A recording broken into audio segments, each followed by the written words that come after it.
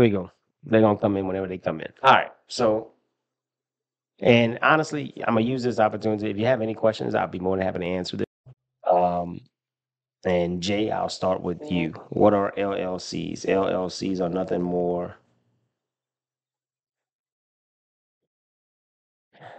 LLCs are nothing more than like contractual agreements between. Technically, it's supposed to be between you and somebody else, but when you're a single member LLC, you can't be in agreement with yourself. So, um, glorify personal taxes. That's it. It's just it's just something that people hear and they end up getting.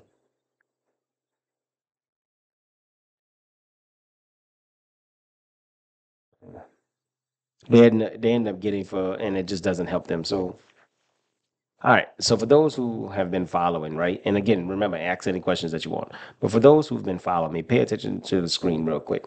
And this is how, I want to kind of start the conversation off with, right? So if you will notice, you have tax filing deadlines, and I'm gonna make this bigger. All right, here we go. I think that'll work. Let's see. All right, you have tax filing deadlines. And what you notice is individuals and families for Form 1040, their tax deadline is the same deadline every year, right? Around April 15th. But that's for people, right? We as people have a tax deadline. That's April 15th. Well, you notice that a C corporation also has a tax deadline of April 15th. Why is that? That is because, according to the Internal Revenue Service, a C corporation is also viewed as a person. Now, what you will notice is, which is interesting, you will notice that the S corp and the partnership, their tax deadline is March 15th. Why is that?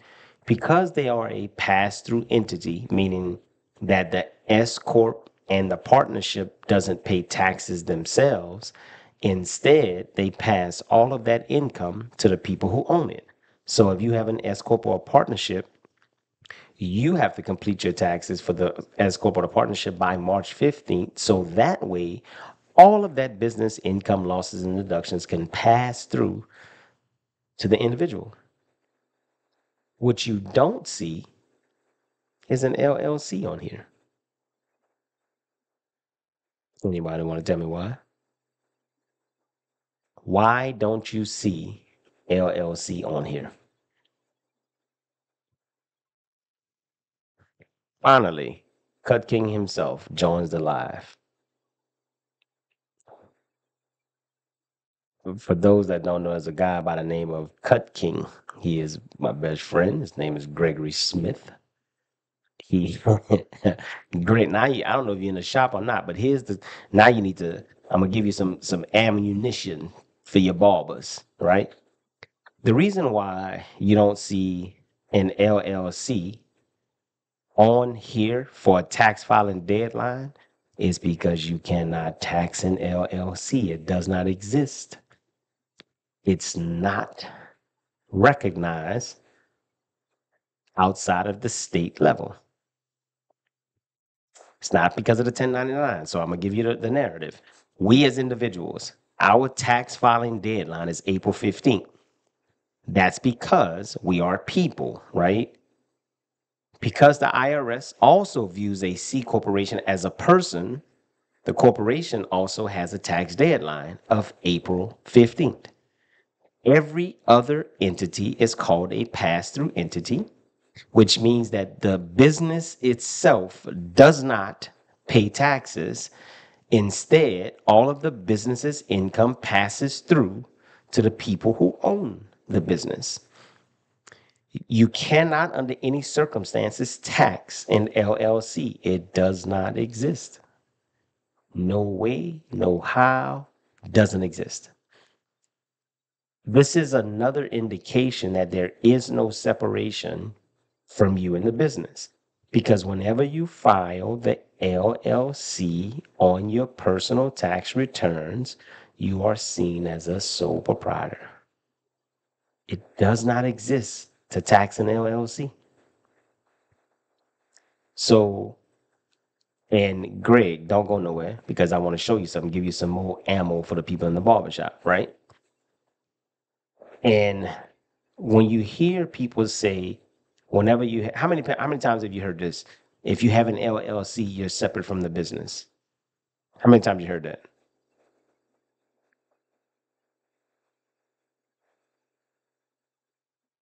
'Cause I'm about to prove to you that doesn't exist. Thousands. All right, cool. So the average person will say, well, as soon as you get an LLC, you automatically separate. It automatically separates you from the business. That's untrue. And I'm going to prove that to you right now. Where do you get your EIN from?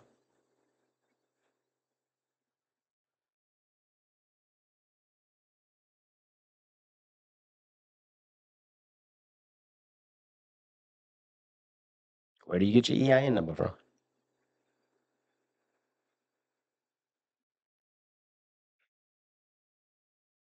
IRS.gov. There you go. All right, here we go.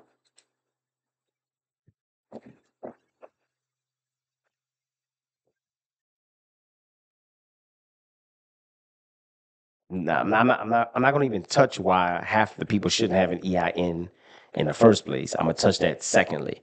I am going to read to you and let you see for yourself how you could never be separate from the business. Ever be separate from the business. Watch. So we're going to go through the process of applying for an EIN. All right, here we go. So for starters, for some of you all who have seen this, right? Here we go. Before applying for an EIN, you should have already determined what type of legal structure, business, or type of organization is being established. Here is a classic case. If you ever hear somebody tell you that you have to make a certain amount of money to become this or become that, they lie. Because you have to open the business before you make money. You don't just decide the structure after you start making money. No, you have to decide the structure before you even make a dollar. That's point number one. Point number two. Whenever you click limited liability company, it says a limited liability company is a structure allowed at the state level. It starts to tell you what an LLC is and what an LLC is not. All right, here we go. LLCs are not incorporated. They do not file in articles of incorporation. Well, what does it mean to be incorporated? As I've said before, whenever you click that old blue button and you read, a business is incorporated when it has been granted a charter legally recognizing it as a separate entity, having its own privileges, rights, and liabilities distinct from other businesses and persons. Whenever you hear somebody tell you that whenever you have an LLC, you're separate from the business, it's a lie. It's the biggest lie being told. It's a lie. Everybody clear on that? Any questions about that? Before I start to tell people why they shouldn't have an EIN number. Are we good? Thumbs up. We good? Yes, I can move on. All right, cool. Now, staying on the same topic, right? Staying on the same topic.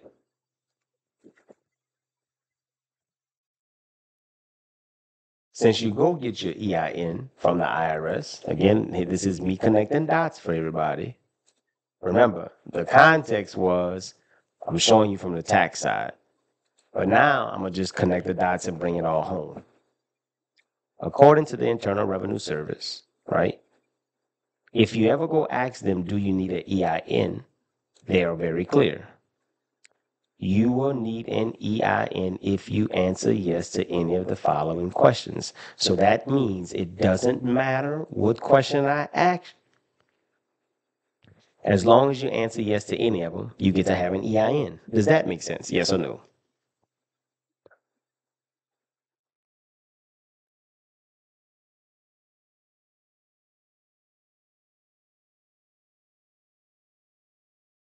All right, thanks. Here we go. Now, now I have to say this. The EIN stands for Employer Identification Number. An employer has employees. Employees are people that you pay. And whenever they get their check from you, taxes are automatically taken out.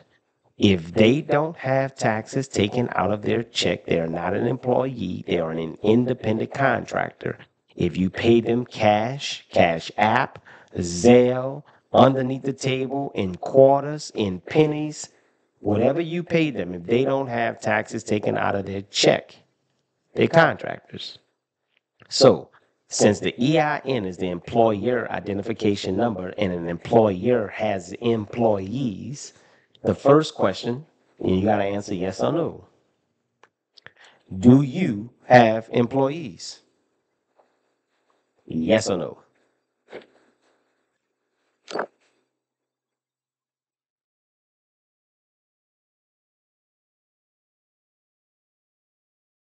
Thank you for being honest.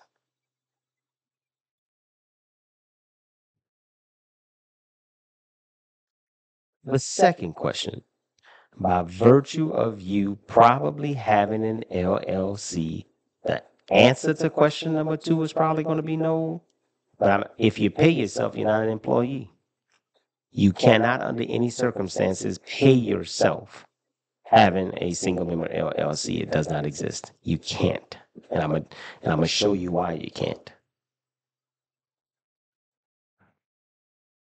Number two, do you operate your business as a corporation or partnership? Yes or no?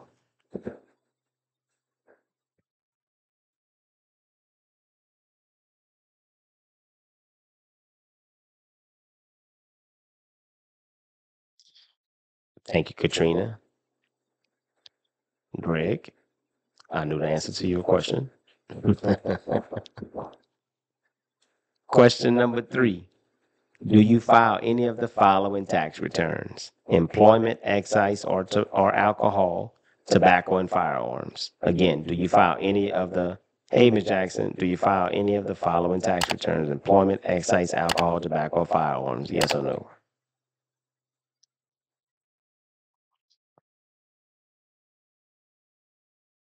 Thank you, Katrina. Next question. Do you withhold taxes on income other than wages paid to a non-resident alien? Yes or no?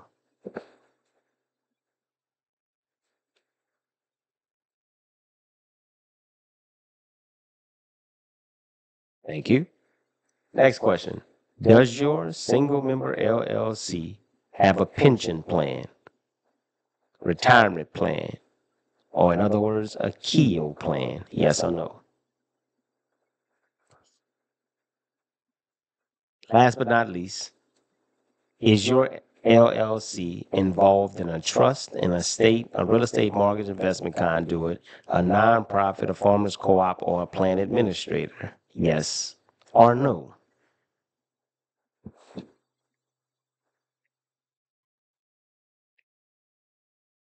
So now,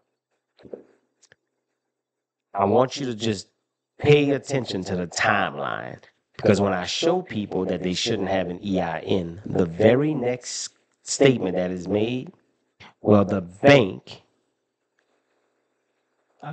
I'm coming, Greg, the bank said that I should have an EIN. Well, first of all, you don't go get your EIN from the bank. It's not the bank's responsibility to make sure that you are in compliance with the Internal Revenue Service. You don't file your taxes at the bank, you file your taxes at the Internal Revenue Service. It's your job to make sure that you are in compliance with the Internal Revenue Service, period. The bank opens an account based on what you tell them. If you tell them, hey, I want to open a regular checking account, they're going to tell you, bring your driver's license, et cetera, et cetera. You want to open a business account? Give me your business documentation, right? That's it. Nothing more, nothing less, right?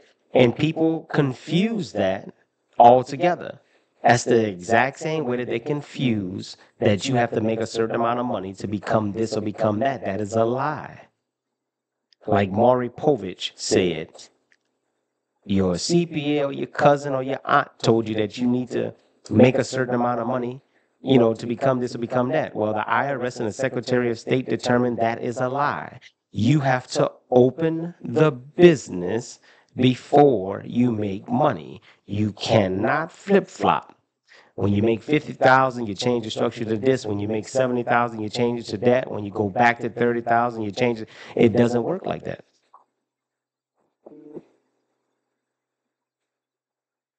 And here's the crazy part, right? It's the idea that even after reading this, the average person is still not going to change anything, and that's fine.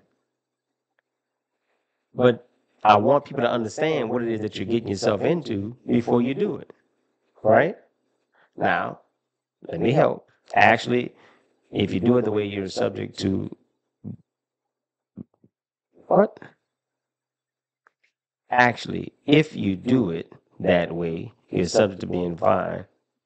Do it which way, Greg? Use your short text next time.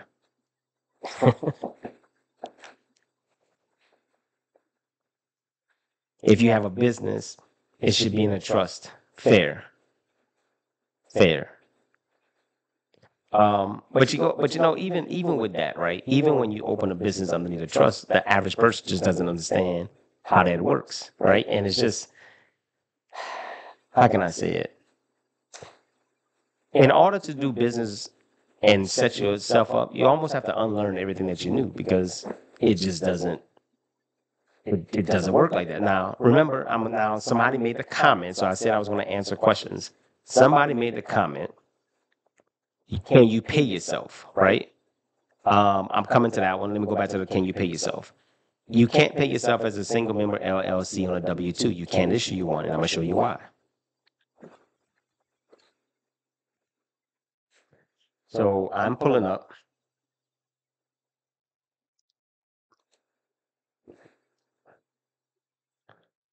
Okay, come on.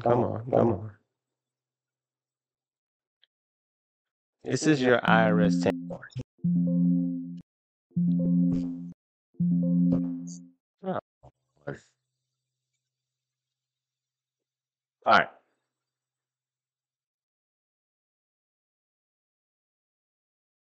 Now, Keisha, I didn't went back and forth with this microphone. I done got off the live and came back in the live. Now it's still sounding messed up? Come on. Come on. Please don't make me have to go deal with that. All right, cool. Keisha, I think it's you, Keisha. All right, here we go. All right, here we go. We all file our taxes on a Form 1040, right? All right. I apologize for that, y'all. I'm gonna try to fix that after we too far in. All right. So you file your taxes. Everybody get a tax return. You file your taxes on the Form 1040, which is your U.S. individual income tax return. Well, pay attention. This is gonna come fast. I'm gonna try to slow it down as much as I can. Well, whenever you put your information and all that good stuff, we start talking about the income. Where do you get your income from? I'm gonna say it again. Where do you get your income from? All right. So whenever on line 1, this is your W-2s, et cetera, all of that good stuff, right? Well, when you go down to line number 8, it says additional income from Schedule 1, line 10. That means that now, whatever other income that we have outside of our 1099s and W-2s, et cetera, we now have to go see where else are we getting money from. So whenever we go to the Schedule 1,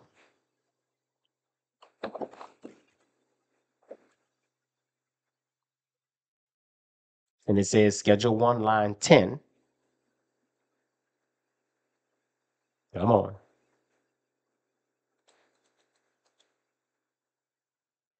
Line 10 says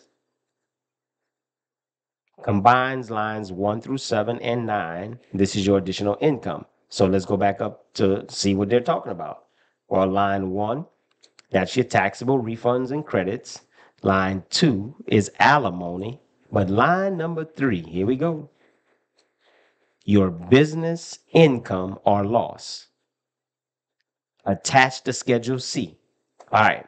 So that means whatever the amount of money that we made off of our business, we have to place it on line number 3. But we have to go identify that income by filling out a Schedule C. So whenever you fill out a Schedule C, here's what happens.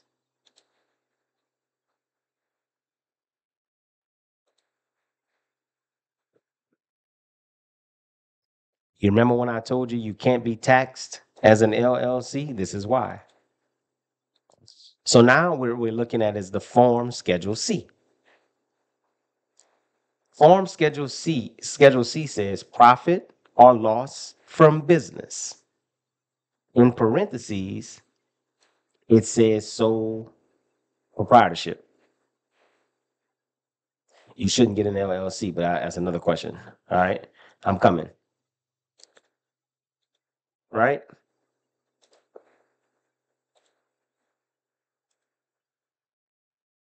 So now,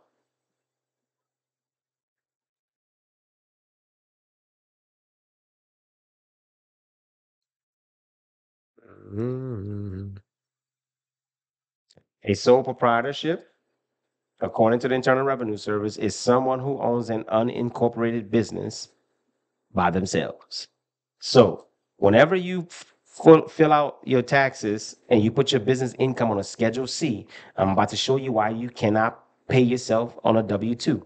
It's because after you put in your information on a Schedule C, automatically you're a sole proprietor. You're not, you're not even taxed as an LLC because it doesn't exist. You put your business's income,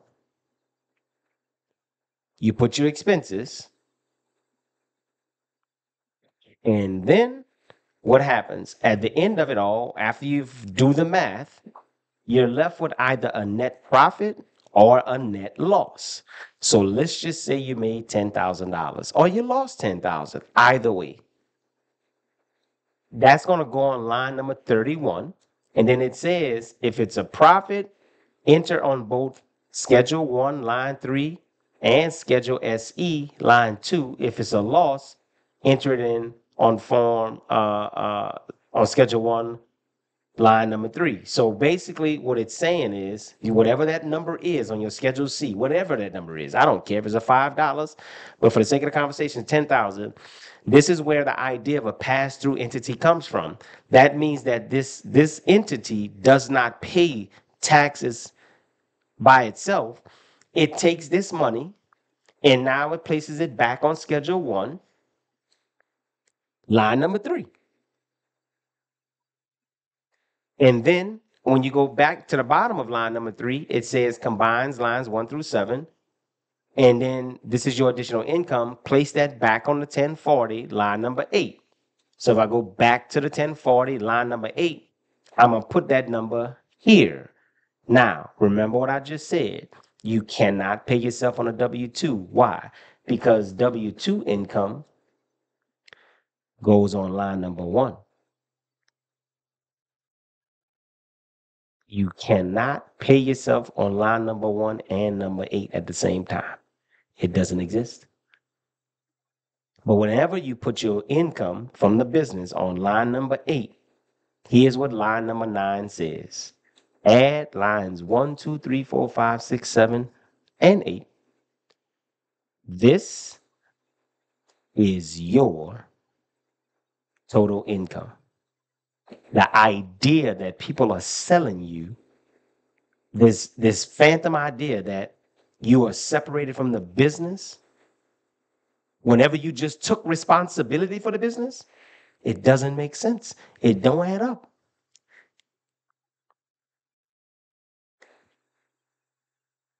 Can I still do this if I submitted my personal taxes? Still do what? What I do is I help people convert from an LLC to a corporation.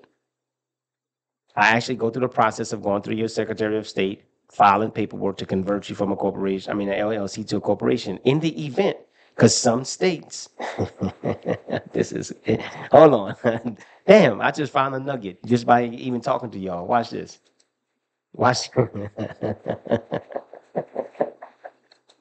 I just found a nugget talking to y'all. Uh, A limited liability company is a structure allowed by state statute. Because it's only allowed at the state level, every state operates differently, which means some states allow conversions, other states do not. If your state does not allow a conversion, I have to do a merger. By way of just the way that the LLC is treated amongst different states, it lets you know that it ain't all that in a bag of chips, I'm trying to tell you. An S corp, no. Let me tell you why I wouldn't do an S corp. I'm gonna let you read it. Let me tell you. I'm gonna show you why I wouldn't get an S corp. Here we go.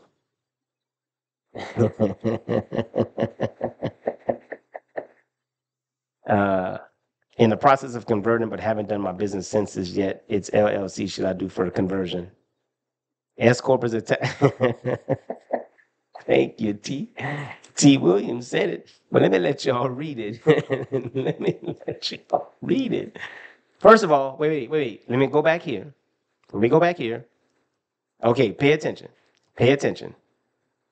You know, let me go. I'm gonna show you another way. Wait. Let me read this first. Let me read this first. Let me not get off track. Pay attention. Here we go. Whoa, don't move, don't move, don't move, don't move, don't move. Come on, screen. Don't do me that. Don't do me that. All right, here we go. S corps are corporations that elect, choose. Hold on, I'm about to come with the S corp. S corps are corporations that elect to pass the corporate income, losses and deductions and credits through to the shareholders for federal tax purposes. Here we go. Ding, ding, ding, ding, ding. Let me move my screen over because I want everybody to see it good. Shareholders of an S corporation report the flow through of income and losses where? On their personal tax returns and are assessed tax at the individual income tax rate. Whenever you accept responsibility for the business's income, losses, and deductions, you are responsible. And you know what's crazy? T. Williams said it best. S corp is a tax election. You cannot, under any circumstances, go to the Secretary of State and open an S corp. And I'm gonna show you. And here's the proof of the pudding. I'm going to the Secretary of State of Texas. I'm gonna log on under my client account. Continue. Now watch this. Go to business organizations. Now, I'm going to show this. Let me make it big. And I want y'all to read it for yourself. Let's see. One more. All right. We're going to file a document at the Secretary of State. Here we go. Let me move my head out the way. Let me come over here, head.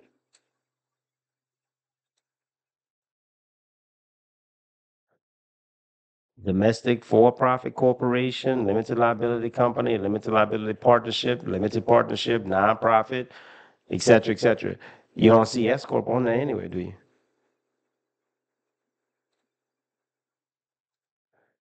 You don't see S corp anywhere.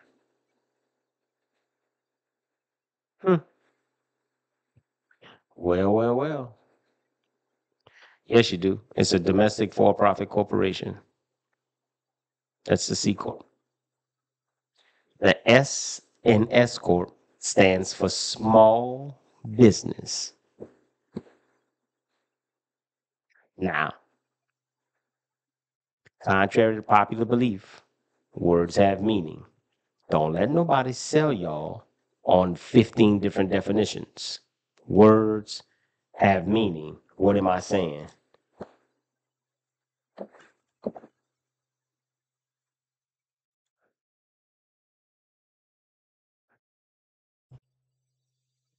The definition of small is of a size less than normal or unusual, insignificant, or unimportant. Don't let nobody sell you on a different definition of small. I have to believe that when you opened your business, you didn't use words like, man, I want my business to grow up and be insignificant. Man, I want my business to be so cold, I want it to be unimportant. Man, I have this big old idea. I want my small business to be of a size less than normal or usual. I know when you had conversations about your business, you didn't use words like that. But then somebody's going to say, well, that's not what the SBA said. Oh, you're talking about the Small Business Administration. Come on, man. Words have meaning, words have power. All right, wait, pay attention. Here we go.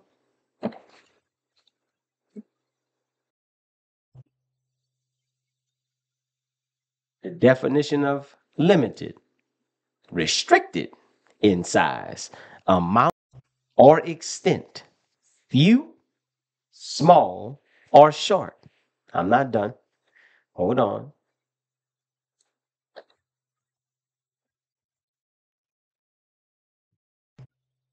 I'm speaking now. I'm going to read this definition.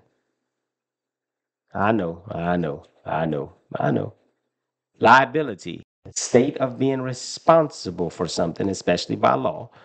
A person who or a thing whose presence or behavior is likely to cause embarrassment or to put one person by themselves at a disadvantage.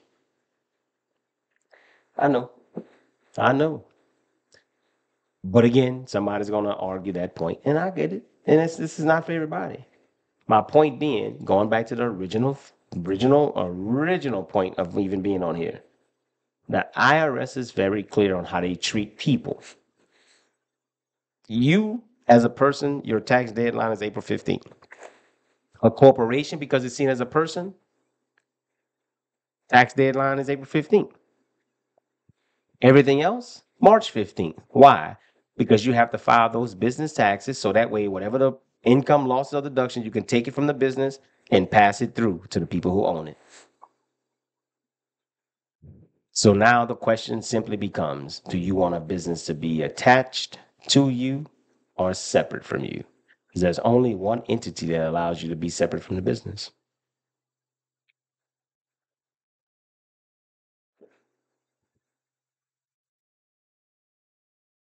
Any questions?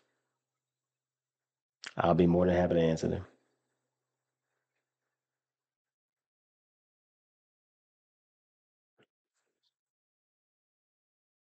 Hey, baby girl, what are the advantages of being separate? Hell, if somebody sue you, you can't be touched. Which part you want me to repeat? You're lost. Ah, we said a lot. An S corp, no a C corp. If you want the business to be separate from you, that means that the business has its own life, its own credit, own everything, not attached to you. Should I do a census for my LLC before converting? No, convert. Can you use a C corp to build? Can you use a C corp business model as a virtual assistant? You can use any business to be a C corp. A C corp is just a structure. Nune, I'm not following.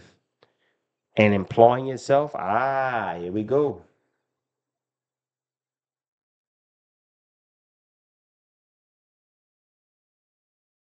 Got it. Got it. Here we go. Employing yourself. See, this is the key. And I think this is gonna fall into what T Will is saying. All right, here we go.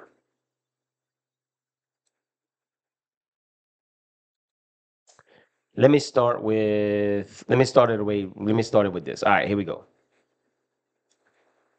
Again, it's a mindset. First of all, if you worked at Walmart or you worked at you worked at any place, whenever you get a check, they're going to take taxes out your check. They're going to take federal taxes, Social Security, and Medicare. I'm gonna come back to the tax deadlines. All right, this is gonna be good. Get your pen and your paper. All right. So first and foremost, we must all understand that, and according to the IRS, come on, move. All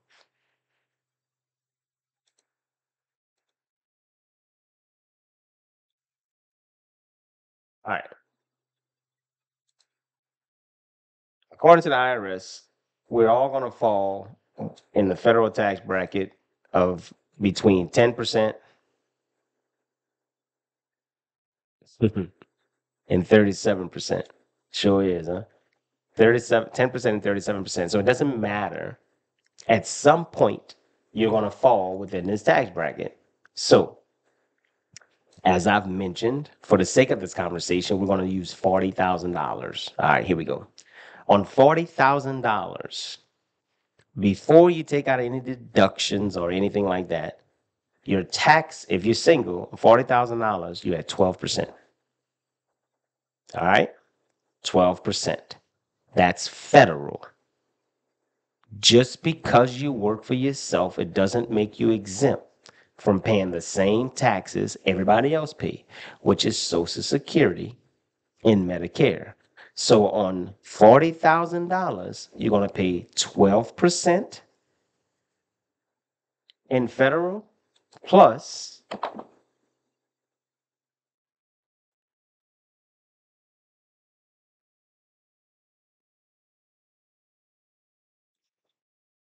another 15.3% for self-employment, which is consistent of Social Security, 12.4%, and Medicare, 2.9%. Okay, so you are at 27.3% in taxes on $40,000 working for yourself. This is before deductions. Now, hang tight. Hang tight. So, because, here we go. Whenever you file your business on a Schedule C, that means you're taking responsibility for the business income and your income. When you have a corporation, which is seen as a separate person, the Internal Revenue Service says, for federal income tax purposes, a C corporation is recognized as a separate taxpaying entity. So what does that mean? It's like having brothers and sisters. Y'all grow up to be adults. You have your taxes, they have theirs. It's the same thing in business. You have your taxes, the business has their taxes. Now, how do we make sure that people are getting paid? You have to ask yourself. I'm going to answer those questions later. Of course, you want to be separate from the business. You want the business to have its own life. If somebody sues the business, you don't want them to come after you. If somebody tries to freeze the business account, you don't want them to freeze your personal account, right? Most people confuse that. Because the corporation is seen as a separate person, like I said, the corporation has taxes, you have taxes. So what happens is when you pay yourself, you can do one or two things. This is where strategy comes in. The profit of a corporation naturally is taxed when the corporation makes money. So if I make a profit, tax. If the business make a profit, tax. That's natural. But then whenever the C corporation pays the shareholder, pay attention, on a dividend, the shareholder has to pay taxes. So what I mean, so if you're an employee of the corporation and the corporation pays you, you have to pay tax on what the corporation pays you. If you are a shareholder of the corporation and the corporation pays you, you have to pay taxes. But the difference is, if you are an employee of the corporation, you get a W-2. If you are a shareholder, you get paid on a dividend. Now, here is where I said mindset matters.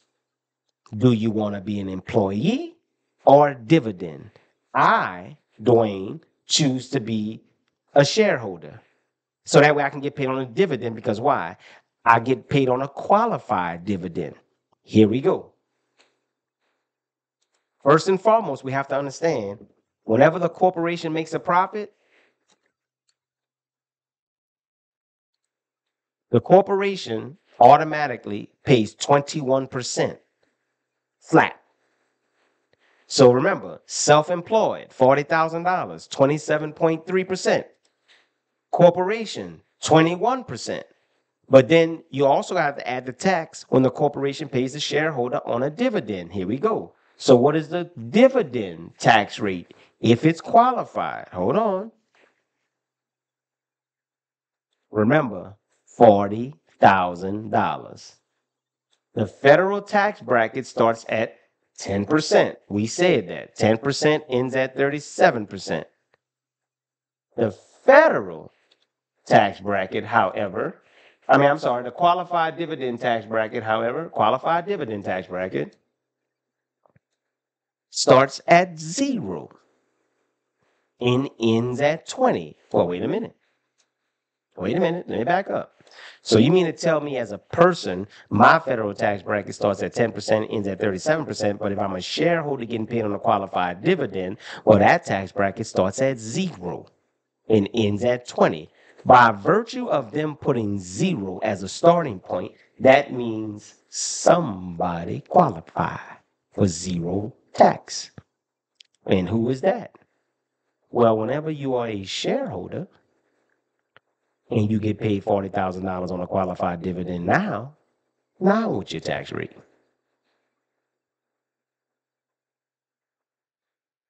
0.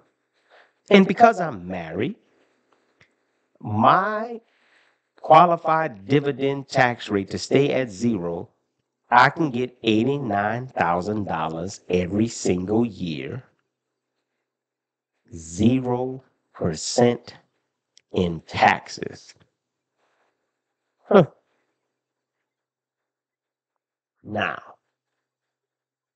that's not the only benefit. That's just part of it. That's to benefit me as the shareholder. How does it benefit the business to be a corporation? Well, I'm glad you asked. Well,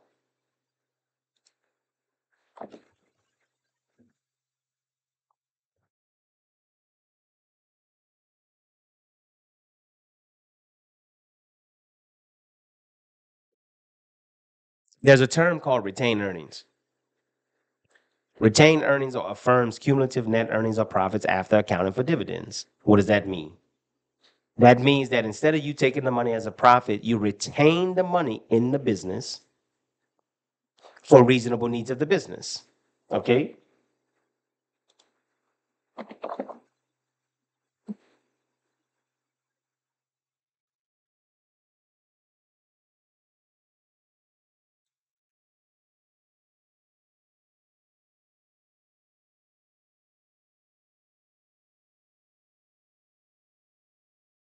That's not what I want. That's not what I want. Retained earnings are not taxed. Retained earnings can be kept in a separate account, and they are tax exempt until distributed as a salary, dividend, or bonus, right? So that means instead of you taking the money as a profit, if you put the money into a savings account, it is tax exempt. So now,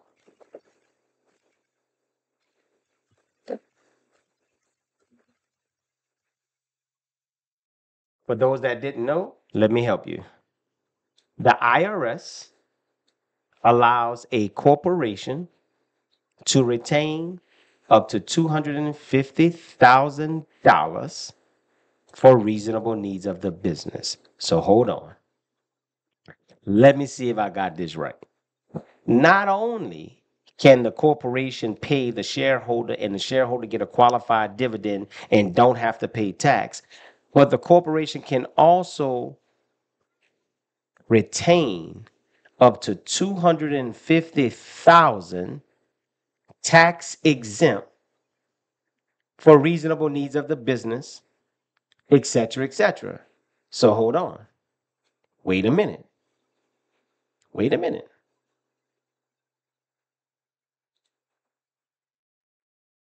Let me introduce to you what I call Legacy Building 101.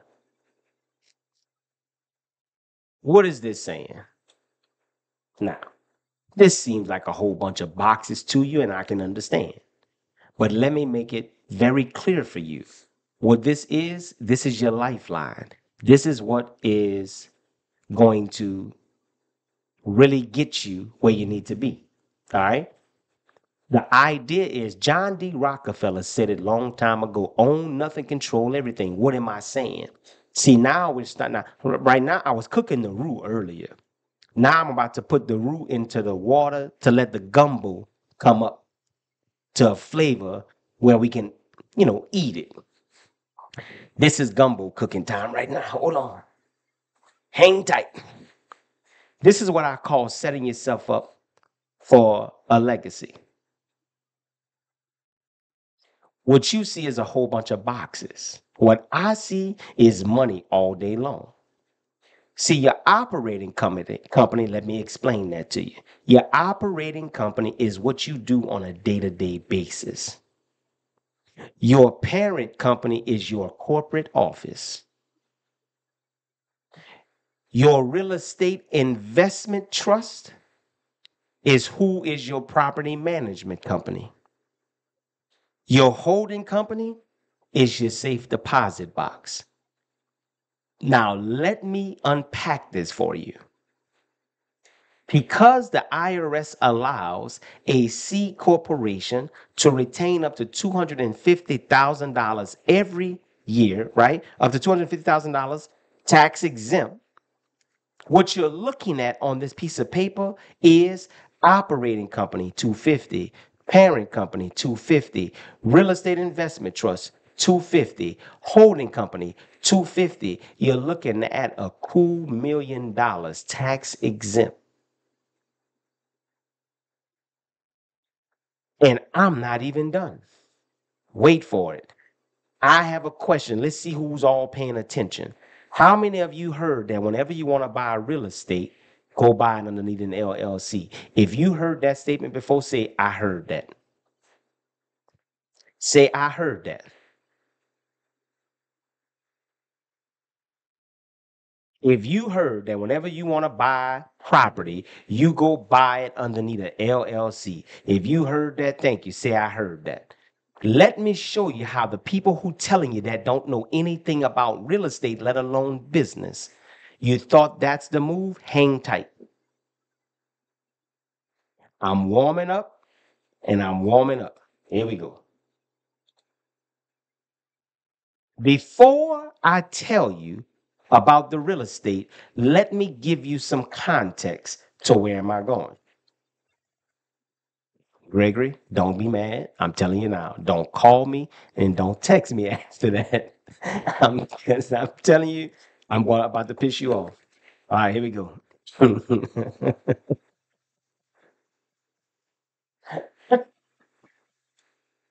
All right, here we go. Wyoming, the state of Wyoming does not have an individual income tax, nor does the state of Wyoming have a corporate income tax. Why am I telling you that? Because this is going to set you up for where I'm going. Here we go.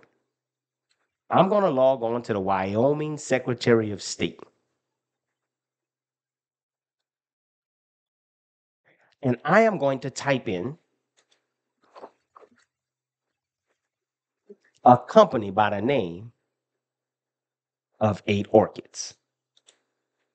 Well, when I go into the Secretary of State, which is the public view of 8 Orchids, what you notice is 8 Orchids is a profit corporation that is domestic. It's a statutory closed corporation. What does that mean? That means that it's closed. There are certain things you will never know about it. But you will see that the principal office, so it says, is in Sheridan, Wyoming. And whenever you go to the parties, like the people who they say is responsible for it, you see there's a guy by the name of Andrew Pierce listed as the secretary. Now, what you don't understand is the secretary and the owner are two different things. The public sees that the responsible person, quote unquote, is Andrew. But whenever I go into a different database, right, where I really go to where that company's information is, I'm going to go right here to 8 orchids. And what you will notice is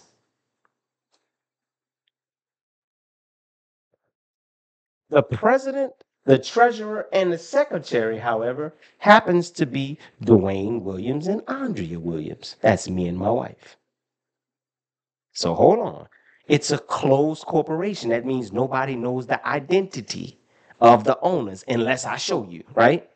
Okay, hold on. Remember, Wyoming does not have an individual income tax, nor does it have a corporate tax. Well,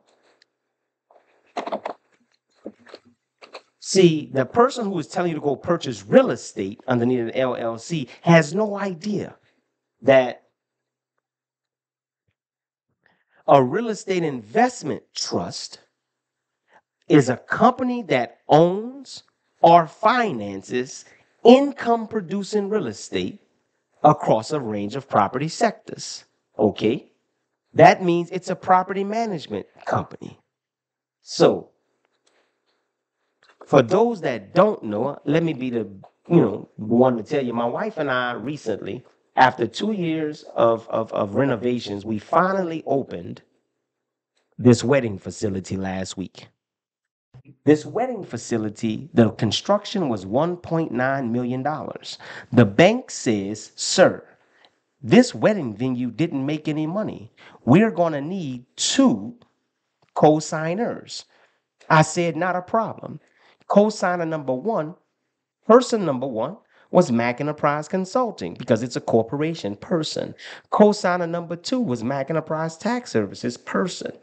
Well, Magnolia Springs Wedding and Event Center does not, under any circumstances, own the building and the land. It's owned by a real estate investment trust. Why is that? Well, whenever you understand how real estate investment trusts work, you also know that real estate investment trusts are required to pay money out. A real estate investment trust must pay out 90% of their earnings back to the shareholder as a dividend. For that, REITs receive a special tax treatment. Unlike a typical corporation, they pay no corporate tax on the earnings they pay out. Well, wait a minute. You mean to tell me not only does the real estate investment trust have to pay 90% of everything it makes back to the shareholder, but if the majority shareholder sits in a state that does not have a individual income tax nor a corporate income tax, well, wait a minute. You mean to tell me this is the secret ingredient to how the wealthy continue to stay wealthy? Well, I might add. So wait a minute. So if I go back to the illustration, that means that 90% of all the money the real estate investment trust makes goes back where? To the holding company. But let me bring it back. Let me add my gumbo filet and all of that on top of my parsley and all of that right now. So that means to tell me my operating company has a lease that's owned by my real estate investment trust. Well, according to my operating company's profit and loss statement, when it places lease, I get to take that money out. Hold on. Let's just say it's $1,000 a month. So that's $12,000 a month I got to pay to the where? Real estate investment trust. Hold on. Parent company, same thing. $12,000 a year, sorry. Has to be paid back where? So between the two companies, that's $24,000 that we have to pay to the real estate investment trust. And then the real estate investment trust got to take at least 90% and pay it back when? To the majority shareholder. Huh? Who? So that means the holding company that sits there and just marinates and lives life, great, receives all of this money and there's no taxes associated with it. But wait a minute. You also see what happens whenever you go over $250,000 in retained earnings. Well, that means you have to pay 28% in taxes. Well, how do the wealthy circumvent that? Easy. They donate to charity. Wait a minute. Wait a minute. Wait a minute. Wait a minute. Wait a minute. Wait a minute. Wait a minute. Wait a minute. You mean to tell me they donate to charity? Well, that's because they understand how it works. No, you don't have to live in Wyoming. I have a commercial lease in Wyoming. Wait a minute. So according to the boogeyman, you know how we call the IRS the big bad wolf and the boogeyman, according to the Internal Revenue Service, whenever you look up charitable contributions, I want y'all to follow me and follow me good. It says that in most cases, the amount of charitable cash contributions taxpayers can deduct on a Schedule A is limited to 60% of the adjusted gross income. Hold on. Hold on. Qualified contributions are not subject to these limitations. In fact, individuals like you and I may deduct qualified contributions of up to 100% of their adjusted gross income. Wait a minute. You mean to tell me that people can take 100% of their adjusted gross income and donate it to charity? Well, wait a minute. In order for you to be able to deduct 100% of your adjusted gross income to qualification, to charity, you have to do what? You have to make that 100% adjusted gross income donation to a qualified organization. Well, what is a qualified organization? Well, I'm glad you asked. So as soon as we scroll down, a qualified contribution has to be made to a qualified organization. A qualified organization, for those who love to play Monopoly, is a community chest. For those who understand, wait a minute, a corporation. Well, hold on. Let me unpack that a little bit. You mean to tell me that if I take $100 and go give it to the homeless man on the street, pay attention, that's not tax deductible? But yet I can take that $100 and donate it to another person, which is in the form of a corporation, and it is tax deductible? Hold on. So whenever you see people on TV giving money back to charity and they got the big old white, check saying we're going to donate $100,000 here, $100,000 there. In your mind, you say, well, look at the Good Samaritan. Well, no, let me unpack that. It's not a matter of them being a Good Samaritan. It's about own nothing, control everything. It's about opening you a corporation. No one said, there's not a rule here that said that you could not own the charity. Huh? So wait a minute. So if I go back to my pretty little boxes, right? You're going to see that there's called a legacy builder structure. That means that the holding company is overseeing the real estate investment trust, the parent company, and the operating company. But to make sure that you pass all tests of donated to separate people, you see that I don't have that nonprofit connected. That's because it's its own thing. It's a charity all by itself. So that means whenever you go over 250, wait a minute, instead of, passing that from one thing to the other, just go ahead and donate to charity.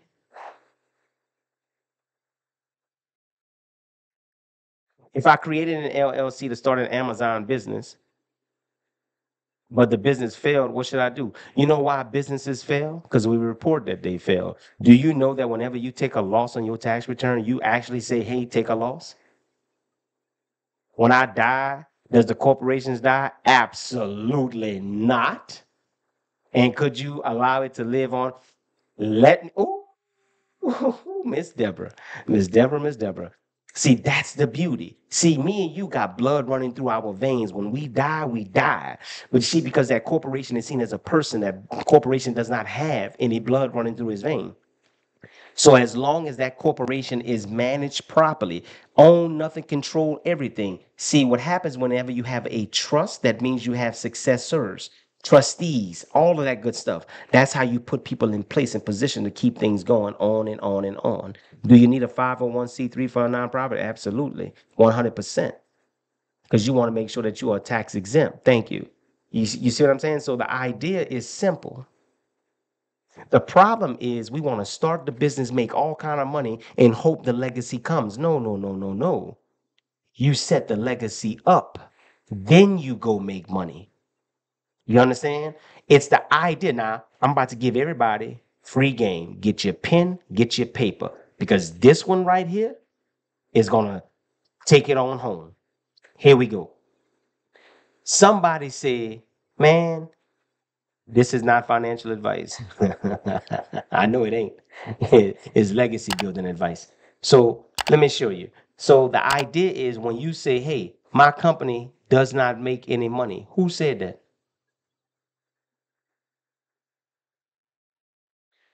Who said that? Who told you your company don't make any money?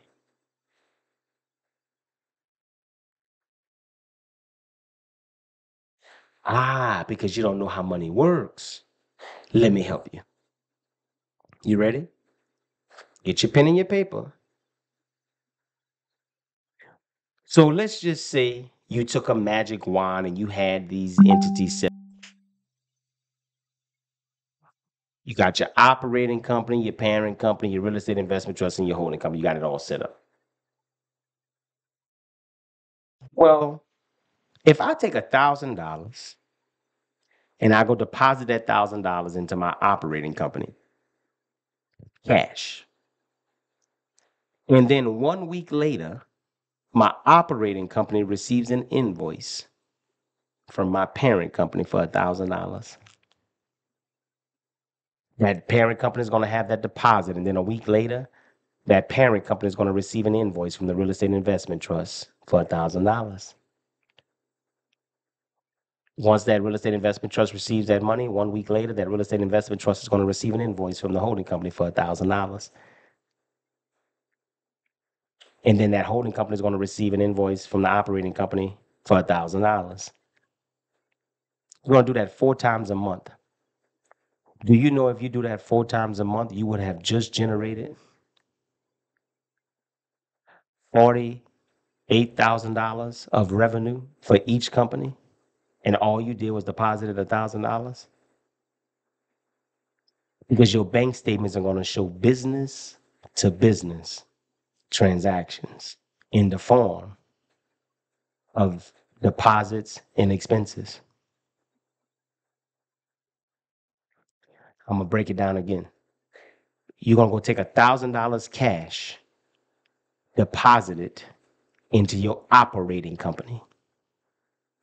Your operating company is gonna receive an invoice from your parent company a week later for $1,000.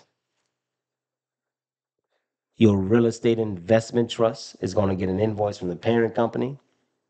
The parent company is gonna get an invoice from the holding company. You're gonna just keep doing that every week.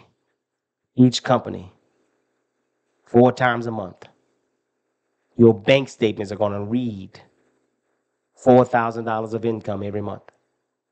On an annual basis, your profit and loss statement is going to show that each company did $48,000 of revenue.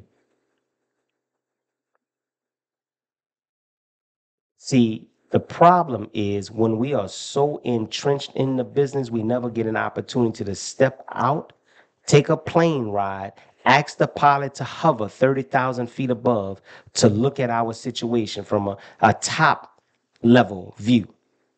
Because if we understand where it is that we're trying to go, we put ourselves in the best position to get there. You are so focused on the I am state. I am broke. I am this. I am that. I am this. Whenever you should be focusing on the I will be state. I will be financially free. I will build a legacy. I will create this future for my kids. I will do this. I will do that. We are so focused on the I am. Of course, the I am today has no clue, but the I will be is where you need to be. Stop allowing employees who work every single day influence you on what you should be doing as a business owner. No, you need to put yourself in conversations with other business owners who are going the exact same place. And here's the one problem that people have that they don't want to do. We say it all the time. If you want to hide something from somebody, put it in a book, and yet no one goes read. If I tell you that the easiest way to make this happen is by having a business plan, the average person is going to say, I don't see how that works for me. The problem is your mind. Your mind. The reason why now here's the crazy part. Most people are worried about funding. And that's a very good state. Everybody's like, where do I get the money? It's very simple. Getting money is easy. Keeping it and growing it, that's where the hard part comes. Because watch this. And this is real. If I told you right now that I can go get you $100,000, the average person there's three type of people in the world. You have a broke person, a middle class person, and a wealthy person. If I gave a broke person $100,000, you know what they're going to do? They are going to spend their money paying off all of their debt, thinking that that's the wise thing to do. So they didn't pay off all their debt and they ain't got no money. And their credit score ain't did nothing. Middle class people, they get $100,000. They want to go on every trip. They want to go to Bali. They want to go to Dubai. They're gonna ball out. You know what I'm saying? They're gonna buy everything that they can afford. You know what wealthy people do with $100,000? Invest it right back into their business. Because they understand that in order for you to become wealthy, you have to be thinking about tomorrow and not today. The reason why you have to personally guarantee everything as an LLC, because you just guaranteed it when you put it on your personal tax returns. You cannot, under any circumstances, file your taxes with your business on it and think that you're not a PG. You're going to always have to PG. Now, here's the nugget. Here's the nugget. Wait a minute. Let me go pull it up. Hold on. I'm going to show it to you. I'm going to show it to you right here. I'm going to show it to you right here on live. Watch. Wait for it. Go ahead, pull this up. American Express. American Express. I'm going to show it to you right here on live.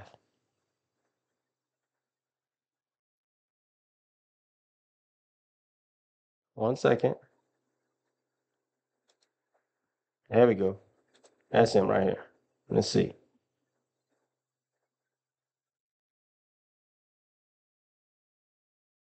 All right, I promise in 30 seconds, I'm gonna have it pulled up because I'm gonna show it to you right here on live.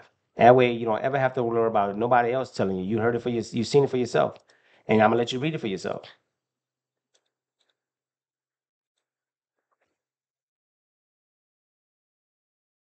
All right, here we go. Here we go. Let's go. Let's get to work. What you are seeing right here is an email from a American Express corporate card program representative. The power of becoming a corporation. The power is going to be right here in the front of you. He says, Dewayne, it was a pleasure speaking with you about our corporate card program, et cetera, et cetera, et cetera. Here's the application. Not a problem. So whenever you pull up the application, I'm going to come back to that in just a second. But watch this. Watch this. I'm going to go to American Express website.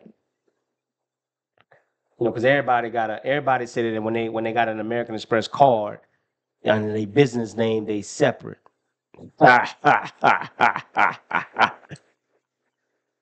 A lie. Under the terms and conditions of an American Express business card, just like any other business card, people don't read the terms and conditions, but let me read it to you.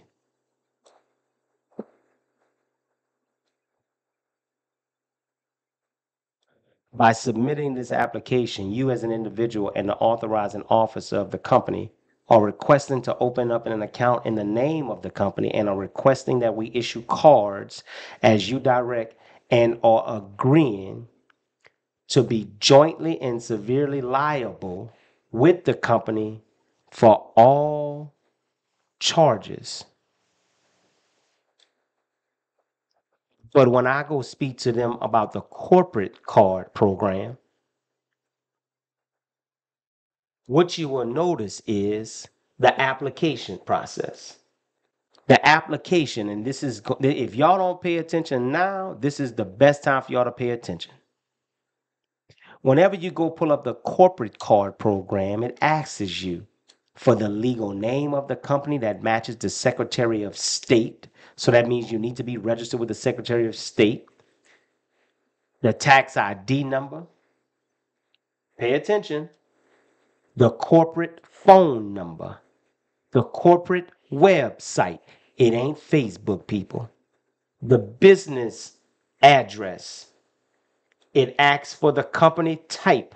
Nonprofit, private, public, or startup. Industry, annual spend, company annual revenue, date of incorporation. But here's where it gets good. Personal information. First name, last name, date of birth. You don't even see social on there now, do you? You won't see a social security number nowhere on that because a corporation is seen as its own person. It's going to ask you for the business email. Pay attention. This is a nugget. Do not use personal email account like Gmail, Yahoo, Hotmail.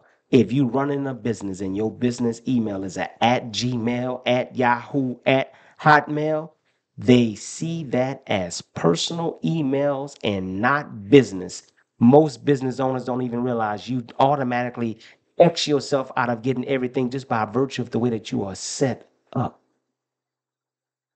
Just by virtue of the way that you present yourself, they automatically know what they're dealing with. When they see LLC, they know that whenever you have problems, that business have problems. Whenever they see at Gmail, at Yahoo, at Hotmail, they know that they're dealing with a person and not a business. You all think that I'm on here trying to tell you to go get a website just to spend money. I'm telling you to go get a corporate website to get your name in the game. I'm telling you to go get an email account to put your name in the game. You all are playing a game and you're not even on the same playing field because you're constantly keeping yourself connected to the business when the world is showing you that a corporation is nothing more than a person. If Walmart thought that the LLC was so important, I guarantee you Walmart would have been an LLC. If all of these companies thought that it was so, the LLC started in 1977. What was corporate America doing before 1977 and what is corporate America doing now? The LLC was nothing more than an illusion. It was a contract between two people. Whenever you are trying to do things by yourself, you're putting yourself at a disadvantage. If it was meant for you to do everything by yourself, I would have to believe that the world we live in will be full of people with one arms, one leg, one eye, one nose, and everything. You would actually be legally able to marry yourself. But the fact that we live in a world that you cannot marry yourself, you have to remarry a helpmate. The fact that you were put in this world to go ahead and have two arms, two legs, you actually drive on four wheels, you got two eyes. Everything was supposed to be done in twos, but you over here trying to build this big destiny by yourself. It is called insanity, people. It is called insanity, insanity, insanity. There is not one corporation right now that is run by one person and calling themselves leaving a legacy. The problem is you wanted to go ahead and open that business because you got tired of somebody telling you what to do. You wanted to open that business because somebody told you you can cook. You wanted to open that business because you got tired of working hard. Let me show you something. The school system is designed for you to be the best employee that you can be. It is not designed for everybody to be a boss. You know why? Because for everybody to be a leader, it takes them to be able to be led. The reason why we can't be led because we always want to do what? Put our name on something. Who cares that you own it? And let me show you how this is relevant. Pay attention. Pay attention. This is how relevant this is. See, whenever you take your kids to Dairy Queen and you take them to go get ice cream, you don't think about nothing else other than Dairy Queen. Whenever you take the kids to go get some, Hanes then came up a little bit, but whenever you want to go take them to get some underwear, back in the day, Fruit of the Loom was the thing. You want to go get ketchup, you say, what kind of ketchup you want? Heinz ketchup, not a problem. You want insurance? You go to Geico Insurance, Hellsberg Diamonds, Star Furniture, Duracell if you want some batteries, McLean, Acme Bricks. See, what you see is company names, but what I see is how the wealthy stay wealthy, because all of those companies are owned by none other than Berkshire Hathaway Incorporated. Guess who owns Berkshire Hathaway Incorporated? I'm glad you asked. Who owns Berkshire Hathaway? Warren Buffett. Do you honestly think he didn't have the absolute power to name everything after Buffett International or the Buffett Group? No. He understood that the power of legacies is building things that people can invest in. Some people don't even like you and you want them to invest in you. Most people don't support your business because of who you are. And the challenge is we just don't understand. Sometimes we have to remove ourselves out the way. We don't need, as a matter of fact, who am I? My name is Dewayne Williams and I ain't worth 2 nickels in Chinese money. Who cares what you think? Because I know the legacy I'm building. So what I am telling you is stop listening to everybody sell you on something when they don't even know what your dreams are. How can somebody tell you that you need to make a certain amount of money before you become something when yet the very people that you go get your EIN is telling you, tell me how you want me to treat you before you get it? Own nothing, control everything. So, ladies and gentlemen, my name is Dewayne Williams. I sit in the CEO chair of Mac Enterprise Consulting. Why do I say I sit in the CEO chair? Because I never intend to be here forever. My seat is replaceable. What I do is I help people convert their businesses. I help people change their lives. If you go to my website, click services, you're going to see LLC to corp conversion. Whenever you click on the LLC to corp conversion, if my website will work, there we go. LLC to corp conversion, you click that. Find your state. If you don't see your state, that means what? We have to do a merger. Simply click the chat button at the very bottom of the website. Say, I don't see my state. I need a merger. We'll send you an invoice. I have a monthly membership of $9.99. Yes, you can just start a corp. This monthly membership, you know what it's designed for? To get business owners in a room, and I teach them once a month, a members only class, every second Tuesday at 7 p.m. Central. I give you an ebook, I give you newsletters, I give you blogs, I give you insight into the world of business every single day. I don't miss a day. As a matter of fact, the members are doing a 30-day challenge now. We don't miss a day because you need to be embedded with this every day. This costs less than Netflix, but yet some people will watch series after series on Netflix. They will watch, thank you, thank you, thank you. They will watch other people live the dream that they want to live. And I am telling you, a business degree costs $10,000 a year, and somebody's going to say $120 a year is too much. I can't, man, listen, the information that I know that I give on a day-to-day basis, I know change lives. And if you don't feel that it's worth $9.99 a month, then hey, listen, I cannot force you because I know this ain't for everybody. It takes a mindset. Do you not know that my ultimate dream is to be able to have a membership right now where you can tap in? Hey man, I'm in the construction business. Anybody got some things going on? Guess what? Tap into the membership. Why? Because that's other business owners who can possibly help you with a contract. I'm looking for a government contract. Not a problem. What about funding for your corp? What about funding for your corp? And again, thank you for asking the question. I'm going to say this. This is not directing towards you. Everybody's always looking for money. You know what I'm trying to tell people? Money is easy. Money isn't the thing because I can get you a million loans. If we don't have a sustainable business model, all you're doing is getting loans to survive. A bank only cares about your ability to repay. I help people get money every day. But if and I say this because business owners always come to me, what about funding? What about funding? If I gave you $100,000, what you gonna do with it? Go buy equipment that still don't make you money? Yes, a corporation can get funding. A corporation can get funding. Absolutely 100%. 100%. But I'm telling you, nine times, if I have 10 business owners that I talk to, at least 8 of them. Oh shit, my bad. This ain't no recording. I forgot. I learned this the other day, man. Thank you, thank you, thank you. You have to wave to make sure this isn't a recording because sometimes people be recording this stuff. You know what I'm saying? So thank you for that. I appreciate it.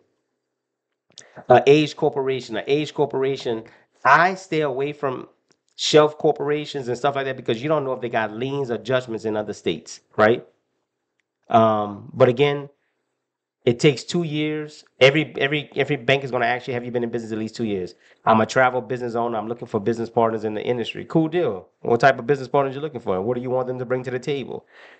I'm the one guy that was going to I will probably give more pushback on partnerships only because everybody's intent isn't the same. But as long as you can find somebody who is in alignment and in agreement with your vision, shares the same mission and things of that nature, partnerships are great. But those are far and few in between. Sometimes people only want to come to the table with half of, it's just a lot, right? I am a very intense business owner. I'm into it. This is a lifestyle for me. This is a lifestyle for me. I don't treat my business like a part-time job. Can't. How do you feel about buying an established cash flowing business? Depends on the business.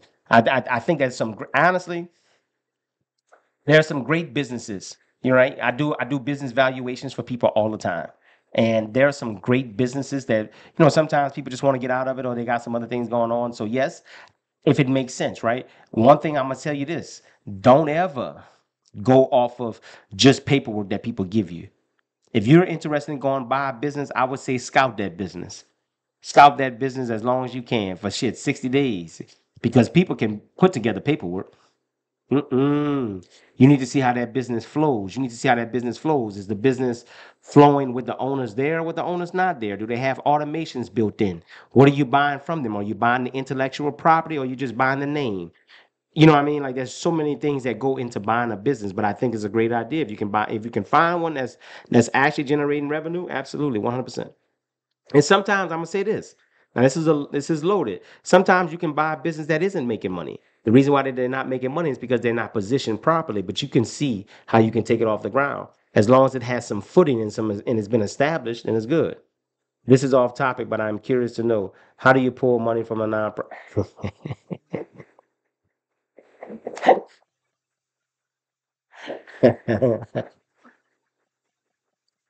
Damn.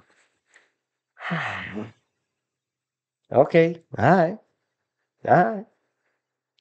I could say join the membership. I could say that, but I'm a damn. All right. Let me share with people about nonprofits real quick that they miss all the time. Here we go.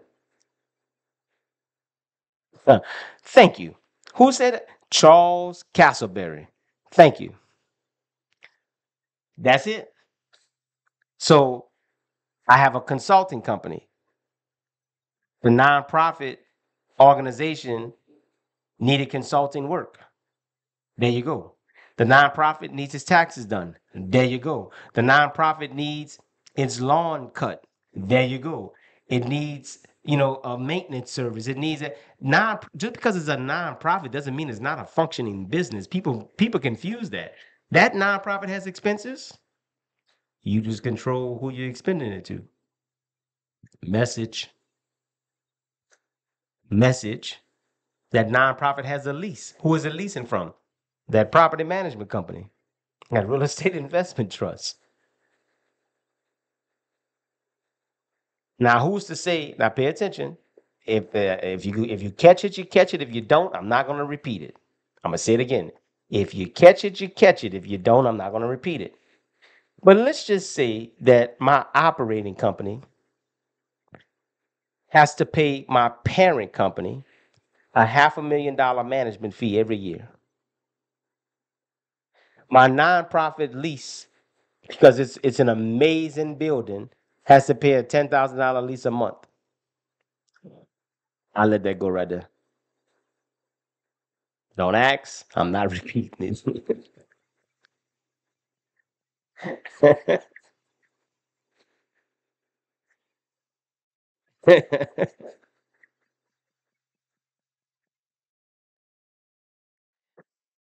Somebody,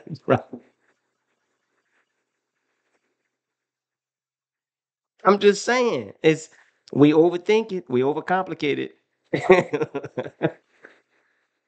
It is what it is. I'm telling you, own nothing. People say, Dwayne, do you like real estate? I love commercial real estate. There's a big difference. There's a big difference between commercial and residential. Let me tell you. See, the chances are of you buying a property on the real estate and after you do whatever you're gonna do, that it has equity is slim to none. But see, on commercial, after you finish doing what you're doing, you're already in the equity. Or like Michael Irvin, because the equity position. There's so much equity position that you can have on a commercial property, and there's so much you can do with it. Do you know I I increase my own comps in the area on the commercial side? How did I do that? Easy. See that wedding venue? Let me give you the nugget. Let me give you the nugget. Watch this. See this wedding venue? See, for this particular building, because it's the structure itself, this wedding venue, the average commercial lease in the area that I'm in is $2,500 a month. But I'm paying $6,500 a month.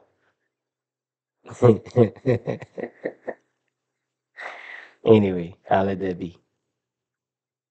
Would it be best to get a registered agent for a holding company? In some states, you're gonna have to have you're gonna have to have a registered agent everywhere you go. Absolutely. How old do you have to be a shareholder on a corporation board? See, best gamer, let me share this with you, and I need you to pay attention. Pay attention. Most people confuse a public corporation and a private corporation. Every corporation is private before it goes public. Whenever you go public, that means that you have to get approval from the SEC, the Securities Exchange Commission, to be on the stock exchange, right? So and that's when other people can invest into your company. But you are a closed corporation, a private corporation. That means that you don't go by the same rules as a public. There is no board minutes and meeting minutes and all of that. Absolutely not. What percent should I give myself and the holding company when restructuring? I don't understand the question. Let me say this, G. I'm gonna say this. Let me say this. Let me say this, G. And I don't understand it, but let me try to take a stab at it. Let me give you what I did. This is goddamn. Okay, this is gonna be another one of those. I need you to catch it. I need you to catch it. Please catch it. Please catch it. All right, here we go. The link is in my bio. All right. Ownership. Oh, okay. Got it, Jay. Got it. Thank you. Thank you, E. Thank you. Um, I'm at a 90-10 ratio. 90% 10. But feel me for a second. Just because I'm a private corporation, it doesn't matter. But just back up for a second. Remember when I told you that a corporation is a person. As a matter of fact, hold on. Because I don't want you to think that I'm making this up. Wait a minute. Really, I don't even know who you are, but I gotta follow you. I already know your energy is where it's at. Just because of some of the comments, I can tell we're like-minded in a lot of ways. But pay attention, y'all. And I'm gonna say this now, J, catch where I'm going. All right. So I'm going to the EI, going to get an EIN, and I click corporation. Right. Hit continue. It says a corporation is a person. All right. Now that's the context. So whenever you purchase a home, it's a proud moment. You want to be a first-time home buyer. Proud moment. You want everybody to know you bought your first house. Well, a corporation can buy a house and lease it to you for $20 a month.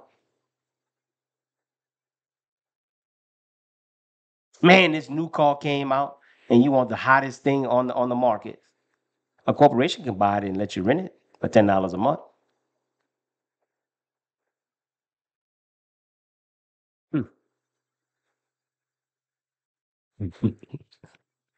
Own nothing, control everything. Um, I don't make no money, man. I don't make no money at all. Not me. I don't make no money. Hell, my tax return, shit, I probably make $10,000 a year.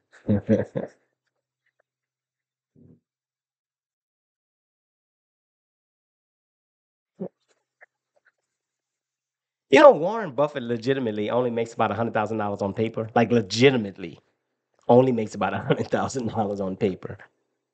How is that possible that this man can have all of this wealth? You feel me? You don't think that if he wanted to show that he making $2 billion a year, he could? Think Stoner. See my point? Because he realized a long time ago it stopped being about him. And that's what I learned years ago. It's not about me. Think about this. When we hear the phrase generational wealth, that means that we have to think about the other generations. The other generations are not here. That means that they have to come into wealth, or at least in a position to have wealth. So if we take that same premise, well, that means that everything I do is all for the generations to come. That means, how some people are born into wealth, or take the people, like for instance, in England, the Queen of England and all of that whole family, and they're born into that stuff. That's because that stuff was already there when they came into the world. If you want your kids to have something when you are gone, build it so you can leave it. You have to build the legacy in order to leave the legacy. Stop worrying about trying to get your picture in the museum. Go buy the museum.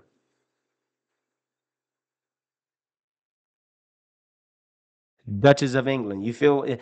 Thank you, Duchess of England. Hey, how you doing? I just realized your name. Thank you, Duchess of England. She understands what I'm talking about. Point being, you have to, you know what I'm saying? It's structure. It is, man, listen. It is structure. It is structure. I wish I had somebody that understood it. It is structure. It is structure. And I need y'all to pay attention. A corporation is not a building, y'all. A corporation is not a building. A corporation is not $80 million a year. A corporation is a person who establishes a legal entity By filing in articles of incorporation with the Secretary of State, granting it certain legal powers, rights, privileges, and liabilities. You have to understand it is the foundation. If you try to build a kingdom on a cracked foundation, the kingdom will fall. But if you try to build a kingdom on a solid foundation, you will have kingdoms and nations following after your footsteps. And that's real. And that's real. I can help people change their LLC, right? Now, mind you, now somebody says, uh, uh, uh, please share the 1,000 story to start off leading to. You remember it, huh? All right, here we go. You go to the bank right now, you withdraw $1,000 cash. All right. You're going to go deposit money into your operating company, $1,000. 1 week later, your operating company is going to get an invoice from your parent company of $1,000. That parent company is going to have that money in its bank. 1 week later, that parent company is going to get an invoice from the real estate investment trust for $1,000. That real estate investment trust is going to leave it in there for a week. And that real estate investment trust is going to get an invoice from the holding company for $1,000. That holding company is going to leave that money in there. And then a week later, it's going to get an invoice from the operating company for $1,000. You're going to do that 4 times a month. That's each company getting $4,000 every month. After 12 months, each company would have done $48,000 of revenue. What do businesses like banks like to see? Business to business transactions. Whenever you have business to business, what's up, it? Huh? Well, come on, I'm online.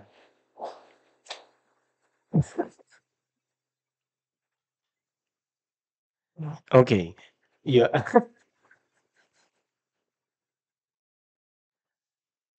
My wife come put her stake in the ground. Um,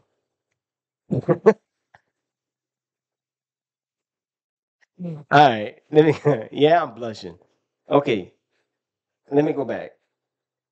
Cause women, boy, y'all do this shit on purpose. All right. Here we go. Okay. Please explain what each entity does again in the legacy builder. All right, not a problem. Operating company. That's you selling lemonade. Every week you're selling lemonade. You're selling lemonade. You're selling lemonade. Well, then your operating company has a parent company, a corporate office. That's your parent company, your corporate office. When people want to file complaints, go to the corporate office, parent company. Well, whenever you go sell lemonade, you sell it at ABC Lane. Well, that address is owned by your real estate investment trust. Your parent company, corporate office address is owned by that real estate investment trust. Both your parent company and your parent company both pay your real estate investment trust. Your real estate investment trust holds all of your properties, but your real estate investment trust is owned by your holding company. Your real estate investment trust has to pay 90% of all of their income back to the shareholder in the form of a dividend going back to the holding company. So you're taking an expense and turning it into income, just like that. You took what the average person would see as an expense on your profit and loss statement and turn it into income, all because of your structure. And then whenever the money is getting too much, right? You're getting well over $250,000 in retained earnings. You donate it to charity. They all are different people. Great. You know what, Miss Face? Great question. Great question. And I think this is be important. See that operating company is its own individual, own person, own everything. Has nothing to do with nobody else. It is just owned by your parent company, who has everything. Everything. And here's why I say that. Very great. I mean, that's a great question. Now, what I teach people what's called the journey to success. These are the 8 steps you need in order to have a successful business. And I don't care. Ah, rose gold. Oh, can you? Can you? Hold on. Here we go. Duchess of England. Thank you, Duchess. Oh, come on. Boy, I got some great people in here today. All right, y'all. Thank y'all. Thank y'all. Thank y'all.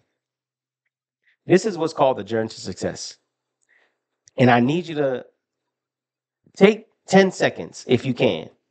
Hold on. I'm about to explain it to y'all. Take 10 seconds, unlearn everything that I just taught you. Act like you don't even have a business. Act like you've never had a business. This is your first day trying to open a business. I want you to go on a journey with me mentally, right? If you are in a place where you can close your eyes, just listen to the sound of my voice. If you can't close your eyes and you just want to read it, just kind of focus in for me. Let me explain this to you.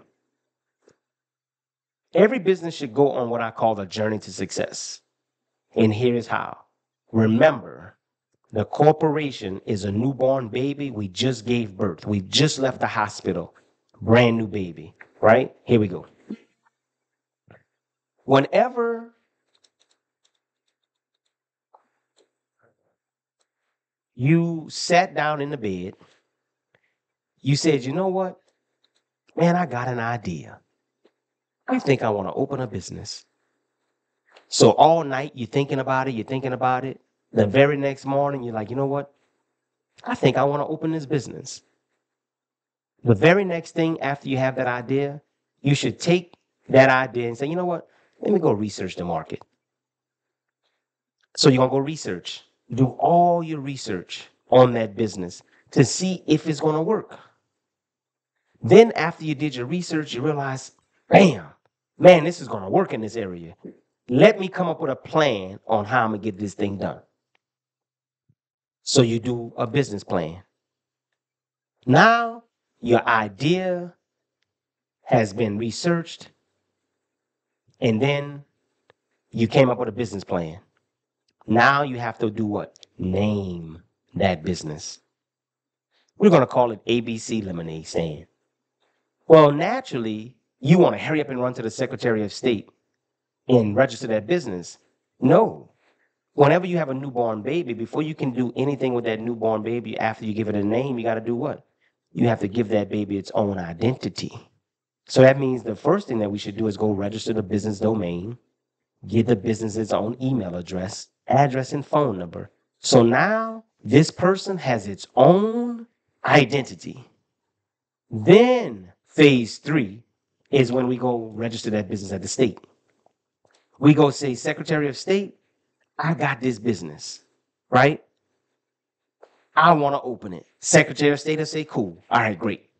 Now I'm almost ready to start making money. But no, how will people find me? How will people identify my business? Well, after you register that business, you got to go to phase 4. You got to brand that business. You got to have a logo. You got to have a website because, man, I can't wait to tell people about this business. But you got to have a place for people to go find you. I'm coming, Brandon. Yeah, I might answer that in a minute. Just because the business is mobile, that doesn't mean the domain, the address that it's registered at has to be mobile. I'm coming. So now I got a place for people to go find me. I got a brand. Whenever they see me, they see my logo, they know that that's me. Well, now I need to start building, some credit. I need to go to the bank. I need some money. Well, that's where phase 5 comes in. We have to now start establishing business credit profiles. So that way we can use other people's money. So after we get these net 30 accounts and we can buy supplies and all of that, we need a way to keep up with our money. That's where bookkeeping comes in. After we set up our supplies and we got our bookkeeping on place, now before we take money from a customer, we want to make sure that when we put ourselves out there, that we are credible. That's where business contracts come in. We want to make sure that we register with the Better Business Bureau the Better Business Bureau to have an A+ rating. We want to make sure that we register with the government to get government contracts, because why? When we got a government contract, that just lends credibility to who we are. We want to make sure that before we do business with clients, that we have contracts in place, so that way when I give a contract to a customer automatically know I'm together. And then you want to make sure that before you accept money from a customer, you insure that business. You make sure that you have your copyrights and your trademarks and your patent applications already there, so nobody can take your idea. If somebody sue you, you insure it. But more importantly, you want to set that business up in a trust. That is the journey to success for that one business. Each business needs to go through its own journey. If you set your business up according to this journey, you cannot lose. Now, here's the most important thing. How many of us have heard of the Dun & Bradstreet number? If you heard of the Dun & Bradstreet number, say me. Just type me if you heard of the Dun & Bradstreet number.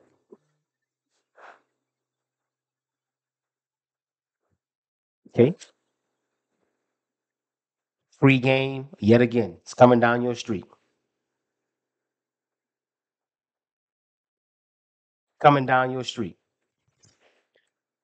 We all hear people say, man, I got to fix my credit. I got to do this. My credit, business credit. But no one even understands how business credit works. Let me give you the example. We all heard of FedEx now, don't we? We've all heard of FedEx. See, when most people see FedEx, you see FedEx. That's it. You don't even pay attention. But when I see FedEx, I see money. Why? FedEx Corporation, FedEx Express, FedEx Services, FedEx Ground, FedEx Freight, FedEx Office, FedEx Logistics, FedEx DataWorks. Why am I saying that? All of these are different entities, right? Now, when you go get business credit, Amazon gives you a $5,000 credit card. Well, when FedEx goes get a credit card, Amazon gives them $40,000. Why is that? Because that's 8 different companies. But pay attention. They each have, watch this, their own credit profile. But now,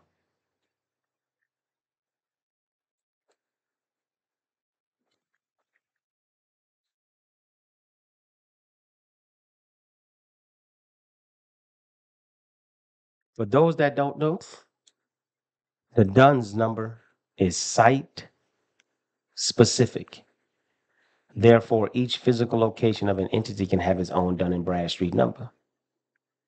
Uh-oh. So all of the people that are trying to fix their credit, they don't even understand that it's not your social security number that ties you to credit. It's your address.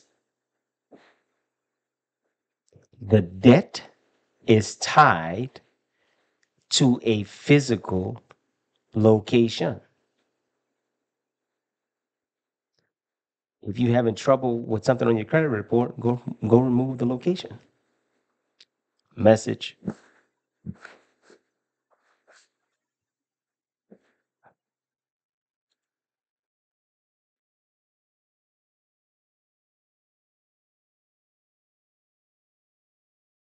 FedEx Corporation is the parent.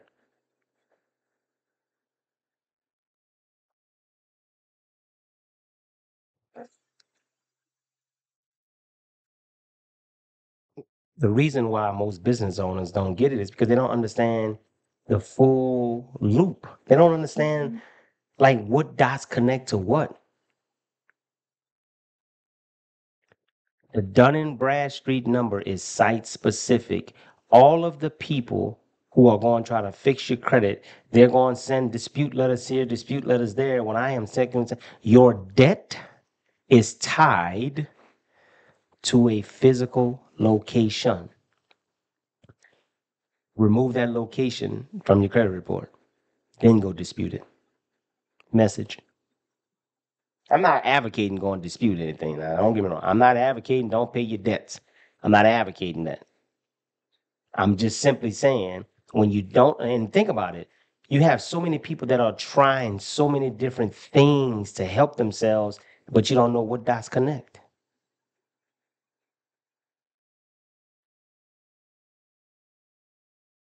When you understand the dots that connect this to that and that to this, you get it. And the reason why I say go through the journey to success is because when you do it in that order, now pay attention. Most people have trouble when it comes to credit because why? Your business, you already went to the Secretary of State and registered your business with all of your information. So now when you go try to get business credit and you get denied, you did not get denied because your business didn't qualify. You got denied because your address and the business address are separate, so you say, but at the Secretary of State is something else. You're commingling all of your personal information and your business information, and the creditors that are trying to give you business credit are saying, I can't verify it. I don't know if it's the business info or your info. That's why people get denied for business credit. But if that business started out on its own with its own identity, its own information, then that means, guess what? Y'all know this. Anything that you put into the internet, it sticks. Anything that you put in the atmosphere, it stays. So when you tie all of your personal information to the business information, now you just got a spider web where now people can't even verify who's who. But when you disconnect yourself from the business, disassociate yourself from the business, and then go apply, that's where it is. Exactly. Coach Key, as many times as you heard me, as many that and that, you're right. You got 50,000 inquiries all over the place. And guess what? Hold on. Coach Key, thank you for saying that because here's the other dot. Y'all do know that there is a such thing as data sharing. That means Dun and Bradstreet, Experian, all of those are entities that receive information. They're receiving information from multiple locations. So when they are receiving information that's contradicting one another, they're like red flag, red flag, red flag. What I am advocating is stop putting yourself through all of those things. Rid yourself of that. Let that corporation be free and put everything in the atmosphere that's tied to that corporation by itself and not yours. You see what I'm saying? So you don't even have the manpower or the bandwidth to know how many places your information has been shared. So to try to untangle all of that by yourself is doing itself a disservice. So now what happens? Now pay attention. Whenever I convert your LLC to a corporation, guess what happens? You have to get a new EIN number. That new EIN number is clean. It has no tainted nothing. It's all by itself. Now, most people say, well, I got all of this stuff already. No, you got all of that stuff that's tied to you. We need to get all of this stuff that's connected to somebody else. So you don't have to go find 15,000 people to repair your credit. Build your corporation up properly and let your corporation pull you up out of that negative situation that you're in. But most people want that situation fixed right now. This isn't no microwave, y'all. That's why it's called the journey to success. That's why. If you give yourself, and I'm telling you from today moving forward, give yourself 2 years. I swear, as everything that I know, give that corporation 2 years to stand on its feet by itself. Guaranteed you'll never look back. Never look back. And here's the message. You ready? Stop going tell everybody that you're a business owner. What are you? You're a shareholder. Stop telling everybody that, you want a business loan. No, you want a corporate loan. You want a commercial loan. Change your vocabulary. Change your thought process. And you need other people that are like you to feed you, to hold you accountable. As much as you love your friends and your family, leave them where they at, in that family and friend zone. You need other shareholders to bounce ideas off of. Message.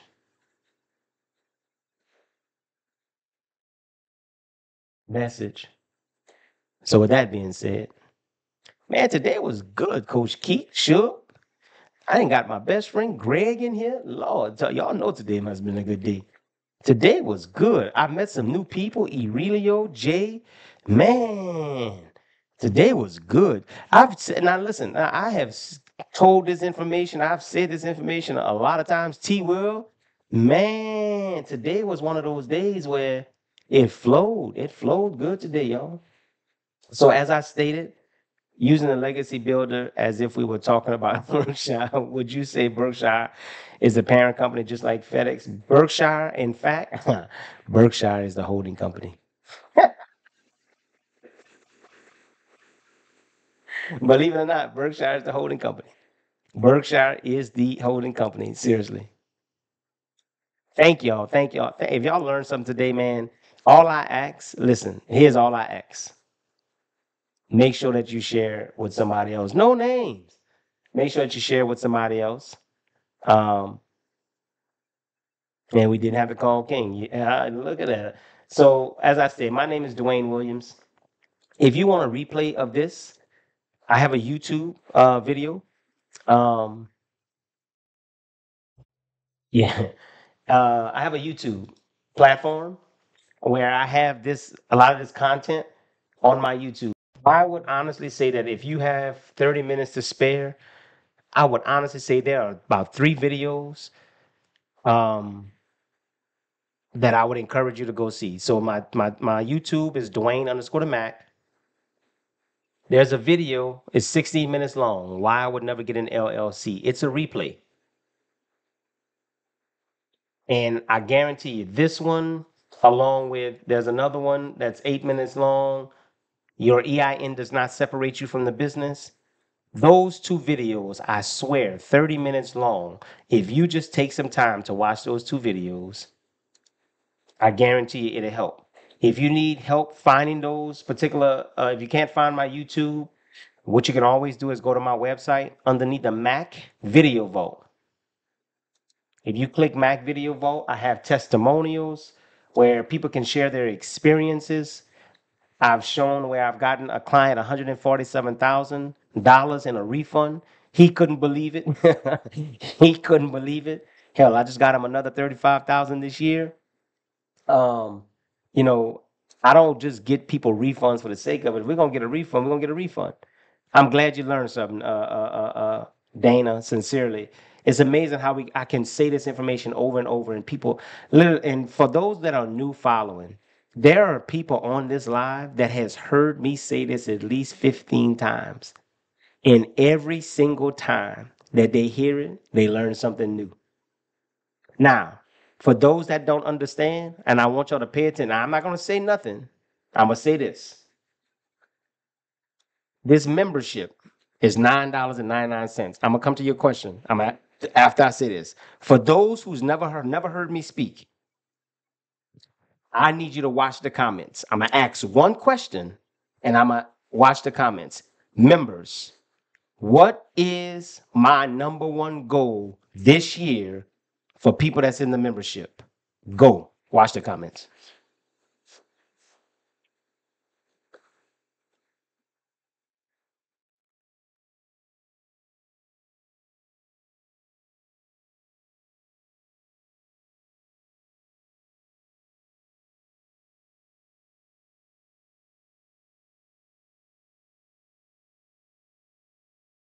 Everybody paid attention. My number one goal this year is to take 20 people out of this membership and make them a millionaire. To make them a millionaire. And somebody say, well, Dewayne, how will you do that? And I'm gonna give you the recipe. It's real simple. You ready? Each business we're gonna set up as the legacy, and each business goes through the journey to success, guaranteed $1 million in revenue, and I put my hand on it. That is my number one goal. Why? Because I understand how money works. And let me give you this nugget. If you don't believe me, watch this. Do you know why on phase number 8? I'm giving y'all one more nugget. Phase number 8. Do you know why I have business insurance on here? Let me give you the nugget. It's in my bio. It's in my bio. I'm going to show it again. It's in my bio. So here we go. There are 3 ways that you can get money from a business. Number 1, based on your business operations. Pay attention, y'all, because this is going to be good.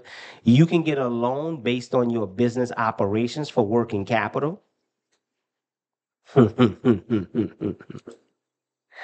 You can get a loan on your accounts receivables. This is why you need to do the business to business transactions with that $1,000. See that $48,000 a year?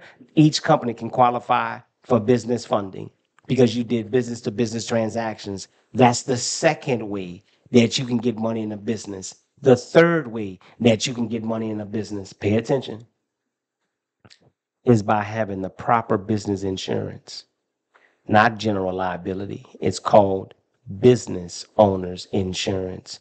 Let me give you the analogy. I have $100,000 of business owners insurance for all of my furniture that you see in here, all of my equipment at $100,000 value. A bank will give you a line of credit of half of whatever your equipment is worth if it's insured properly. Message.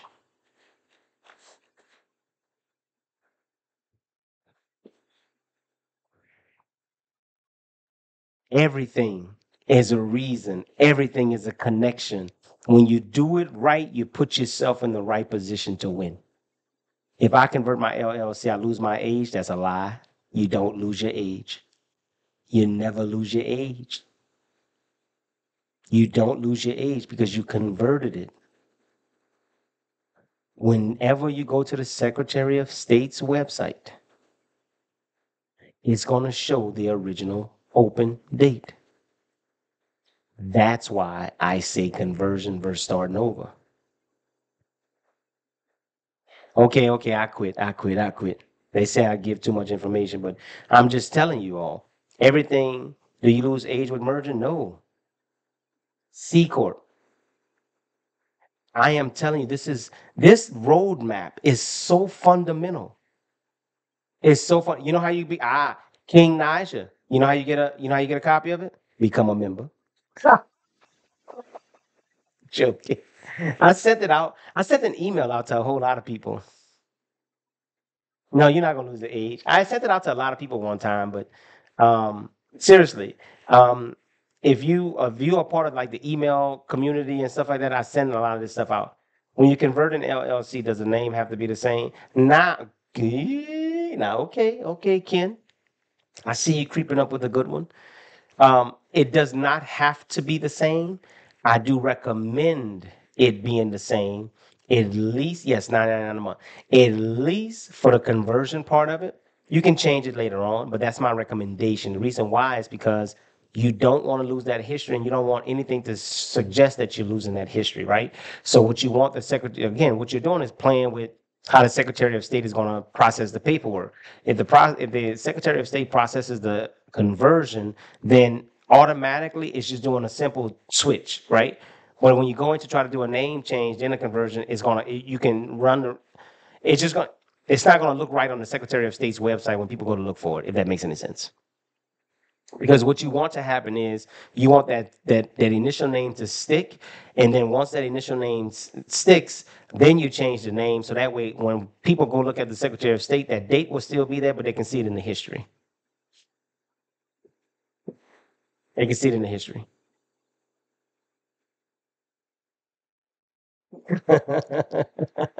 Thank you, LL Beauty and Wellness. Man, I don't. Today is a day. I tell you what, today is one of those days where I just felt like I just wanted to just pour into people, and I just felt like today's the day. Yeah, thank you. Y'all can always just hire Mac Enterprise to just do it for you. That's what we do. Like this journey to success, we do for everybody. We do it for everybody. We literally do it for everybody. Your job as a business owner is to do what you do best. Go make money. Thank you. Thank you. Do you know people spend more than this on a meal? And guess what? For our class for March is next Tuesday. Do you have to own property in Wyoming to open a parent company? No. Great question. I love the question. So watch this. What is the one thing that makes you establish residency anywhere in the world? An address. Remember, we talked about that address. We talked about that address. Ooh, we talked about that address. So whenever I open businesses, pay attention because this is clear. Whenever I open businesses in Wyoming, all of my businesses have a commercial lease option. It has a commercial lease. So you can either pay for $450 for the whole year or $750 for mail forwarding and a phone number in Wyoming. But all of my entities have their own commercial lease. It is not shared addresses. Here is the nugget. In case you didn't know, whenever you register an address with sam.gov, they don't accept P.O. boxes and they're not going to give you a cage code if your virtual address is tied to other businesses. See, there's a difference between having a virtual address and a commercial lease. That commercial lease is going to establish you not only residency, but it's going to be unique to you. That's why I always encourage people, don't get addresses that are associated with other people. Absolutely, illegal. Nope, not on mine. Not in Wyoming. It's a unique address. See, whenever you go try to get a cage code. Go try to get a cage code from sam.gov right now, and they're going to tell you, we see that your address is associated with any of these entities. Can you tell us what's happening? They can't give you a cage code for that address. They don't give cage codes to P.O. boxes. P.O. boxes used to be a thing many, many, many years ago. It's not the thing no more. It's become a business, right? So now you need to find the right virtual address slash commercial lease to use. I've just so happened to locate the one that's best where I can help people. If I help you open a business in Wyoming, I can get you a commercial lease. Delaware. The reason why would I choose Wyoming over Delaware? Very good question. Wyoming and Delaware do the exact same thing, but Wyoming has cheaper annual fees. Delaware is a hot ticket item. It's kind of like the Heinz ketchup, right? Not a problem. Everybody want the Heinz. There's nothing wrong with Delaware. I promise you. It gives you the same tax treatment, if not better, in my opinion, in the long term. 100%, right? 100%. So now, look, now I know you got some people on here, they like to do it yourself and all that. Hey, by all means, do it yourself. But just know, Mac Enterprise, we can help you. Take that burden off you. Go drink some wine or something. Like go get you a cocktail or something. Go spend time with your family. Let us do that. Well, I can't afford it. You can't afford it, or you don't want to invest. Exactly. 𝐉𝐸𝐿𝐿. Now, let me tell you about New Jersey. New Jersey and Maryland. Geez Louise. How about a copy of that map? Send me an email. We'll get it to you. Just send us a message. How do you register for what? The membership? Easy. Go to my website, just click select and get you going. If you want to purchase the legacy builder, you go to my service. Just go to the services and guarantee you, we got everything that you need. Go to services, click which legacy builder you want to purchase, we get you going. How long does it take to start everything from start to finish? I'm glad you asked. And I'm going to tell you, and I need y'all to hear this clearly. From start to finish, you want to give yourself, if I'm going to set up everything, you want to give yourself 90 days. Because you have to understand, while it may not take 90 days to set this up, like this legacy builder, now mind you, I am opening up 4 companies for you at $21.99. All right? $21.99. It includes your state fees and everything. $21.99. That's 4 companies. If you want the one with the nonprofit, it's $27.99. And that includes your 501c3 application. It's 5 companies for less than $3,000 and a 501c3 application. Where you get that at? How far back can you go on taxes? I just filed somebody 8 years this past week. Do I offer mentorships programs? I do. I do. Would the nonprofit be in Wyoming? It's a good question. No. I have to check out now, brother, getting into a job. Man, thank you. Thank you. Thank you, thank you, thank you, thank you, thank you. But seriously, the legacy builder, less than $3,000, set your life up for success. Like that. And you have no idea. Now, so here's the order. If it were me and I had to give somebody advice on where do I start, easy. You ready? This is going to be golden, y'all. Membership. Why do you start with the membership? Because if you start with the membership, you get a 10% discount on all services. Ding, ding, ding, ding. Get the membership, you're going to get an email with a discount code. Then you go buy, watch this, then you go get the legacy builder. With the nonprofit or without the nonprofit. That's step number 2. So you're going to get a 10% discount. Bam. You're going to get this set up. Once we get this set up, now you take your time. Can we pay the fees in installments? I knew I was going to probably get that question. Ideally, I don't like to, but if I had to, I could do maybe 50% up front and the other 50%. We would have to work it out. No, we would have to work it out, right? I don't want to tell nobody no, but we would just have to work it out. Yes. Because again, I can't go to the Secretary of State and say, hey, can I pay half? No, we got to open it all up, right? So then once you do that step 2, once you get it all set up, then you can take your time to build each one as your finances allow you, right? But that's the order. This ain't a race. It's just that's the order. Which state for nonprofit? Ideally, the state that you're going to live in, right? Because nonprofits are very tricky. So ideally, the state that you're going to be in. Tomorrow. I tried signing up for Afterpay. They didn't like my business.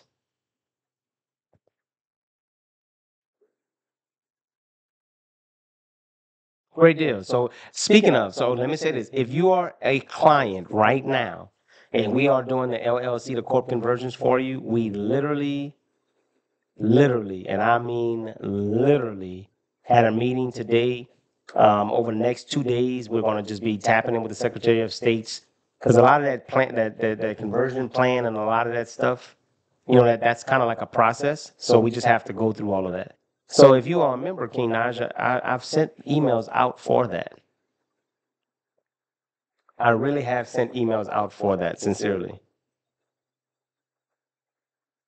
Oh, wait. No, look, I would rather do that one. I would rather do that in the morning. I would rather do that as a training first thing in the morning so I can record.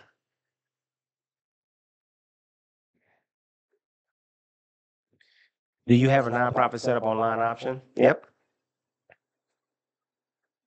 You would just do a business startup? Well, I got on it. Wait, now I just thought about it. Hold on. You said, oh, yeah. Um,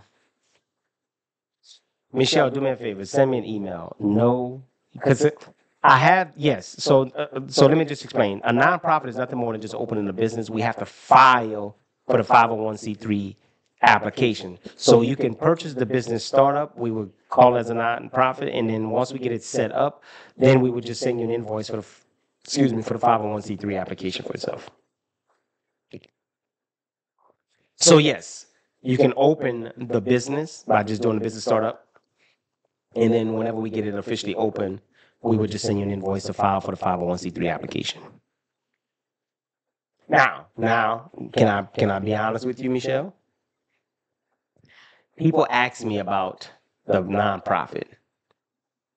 In order to expedite the processing of a 501c3 application, in my experience, as long as the business is set up, has a website and all that good stuff, less than 30 days. How does a nonprofit and a foundation differ? A foundation is generally around money. It's really around the idea of funding. And foundations have a funding aspect where nonprofit has more of a giving back aspect. Well, you can learn a lot of it, Ralphie. You can learn a lot from my YouTubes. A lot of just my brain, just picking my brain, is not in the YouTubes, right? Um, that just comes by being a part of the membership.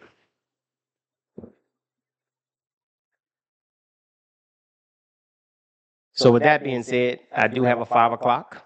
I just realized it's 4:56. I do appreciate everybody. I hope to see people taking action. Property under LLC to move underneath trust. I would do the property underneath the REIT. I would love to get you the legacy builder. So with that being said, I do thank everybody for watching. Special thanks to my best friend, old Gregory. Hadn't seen him in a while. Thank you, 𝐾𝐞𝐰𝐚𝐲𝐧. Thank you for staying in, big bro. But everybody else, catch up with everybody. Thank y'all so much. Keish, still waiting on that phone call. But if it doesn't come, it is what it is. You know what I'm talking about. Thanks, everybody. Have an amazing evening. Catch up with y'all.